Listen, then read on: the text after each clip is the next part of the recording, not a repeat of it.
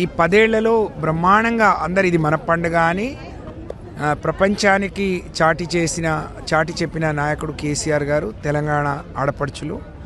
కానీ ఈరోజు మళ్ళీ తిరిగి 2 ఏళ్లుగా చీరలు లేవు, నేతన్నకు బతుకు లేదు, అలాగే బతుకమ్మ చేసుకోవడానికి నిధులు లేవు. దాని మీద దృష్టి పెట్టేవాళ్ళు ఎవరు లేకపోవడం. బతుకమ్మ చీరలు లేవు అని చెప్పేసి మీరు అంటున్నారు, కానీ కాంగ్రెస్ ప్రభుత్వం మాత్రము గత ప్రభుత్వంలో కేసీఆర్ గారు ఇచ్చిన చీరలు కనీసం మసిగుడ్డ కూడా పనికి రాని చీరలు ఇచ్చారు.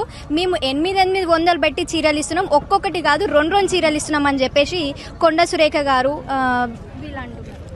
కొండ సురేఖ ఒక నేతన్న బిడ్డగా చెప్పుకోవడానికి ఆమె సిగ్గుపడాలి. ముందుగా మసిగుడ్డలకు కూడా పనికి రావు అని అంటే నువ్వు గొప్పదానివి, నువ్వు దేశాన్ని దోచుకొని కోటీశ్వరులు అయినావు కాబట్టి నీకు మసిగుడ్డ కింద ఉండొచ్చు. కానీ తెలంగాణలోని 1 కోటి మంది పేద మహిళలకు అది ఒక తండ్రిగా కేసీఆర్ ఇచ్చిన కానుక.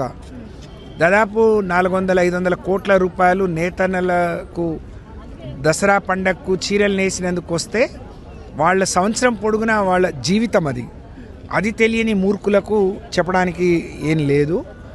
కాబట్టి నువ్వు నాణ్యమైన ఇస్తా అని చెప్పే 2 ఏళ్లుగా అడ్రస్ లేని సురేఖ, అడ్రస్ లేని సీతక్కలు, కాల్వ సుజాత కావచ్చు, ఇంకెవరైనా కావచ్చు, చీరల గురించి, మహిళల గురించి మాట్లాడే నైతిక హక్కు వాళ్ళకి లేదు అని చెప్పి నేను ఈ సందర్భంగా తెలియజేస్తాను.